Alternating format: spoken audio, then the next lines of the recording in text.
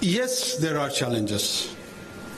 There are challenges, and let me share the challenges which I feel that during this small stint of mine, I've been approached by two former martyred families to the rank of DIGs, where they have not been treated according to what they deserve.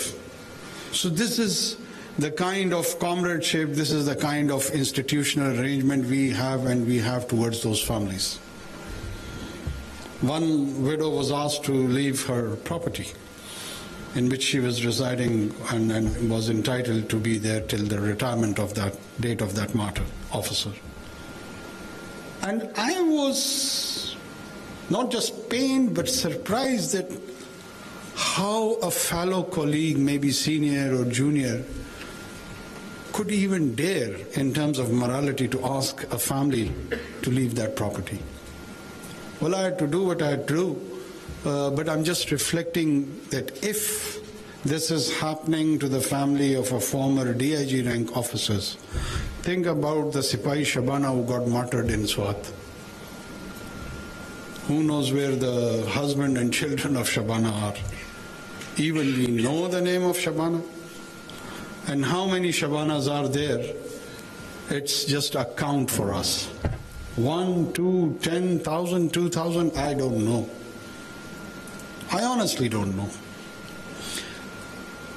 Counterterrorism, organized crime, I have always believed there are two noble professions who have been underinvested and mistreated in this country particular, and that is nursing and police. And I've been constantly advocating this, that we need to rebrand them. And when we need to rebrand them, we want to put resource in that. First of all, we need to infuse confidence in them. First, we need to tell them who they are. The material resource would follow that. That reputation, that brand is more important. It is of utmost importance. That self-esteem, which is associated with doing any sort of work, any sort of job. The emotional and psychic part of the human being who gets invested in any profession. I should be loving my work and my job, whatever I do. I might be a sanitation worker, cleaning bathrooms, but I should do it with joy and commitment. And to me, the police force are the divine sanitation force who cleanse the dirt of society, the filth of society. They are the chosen one.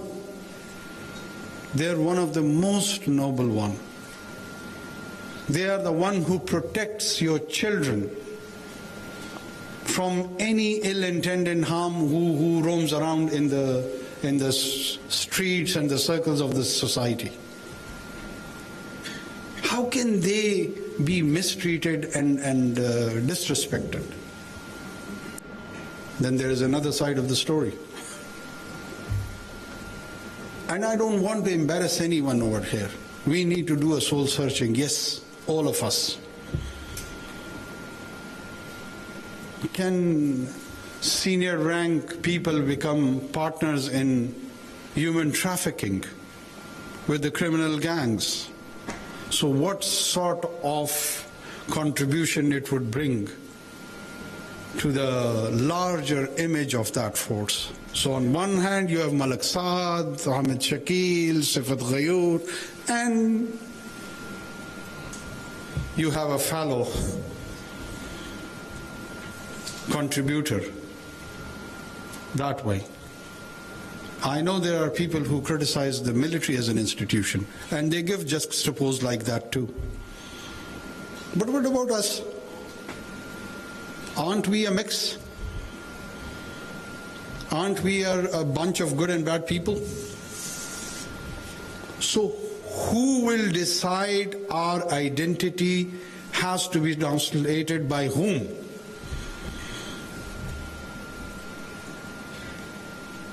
There is a huge debate about the human rights violation and in the manner the police force takes on terrorists particularly. I'm not talking about the political dissents and the rest of them.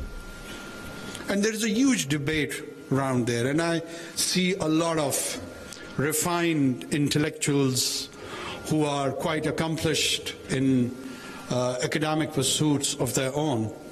I'm not undermining that. But what I'm referring over here is that there is no gospel truth. If we take on the academic concepts of the West and try to apply it on our own population, probably at time it would be not that pragmatic. Is the population of United Kingdom or United States or let's say France or Spain is weaponized as my society is? Is anyone carrying? निगरान वज़ीर आज़म अनवारुल्लाह काकड़ इस्लामाबाद में conference से खिताब कर रहे हैं.